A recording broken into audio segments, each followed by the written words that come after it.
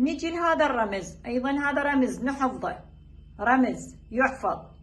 نص تفاحة، كيفكم، 5 مكملانة بالإنجليزي.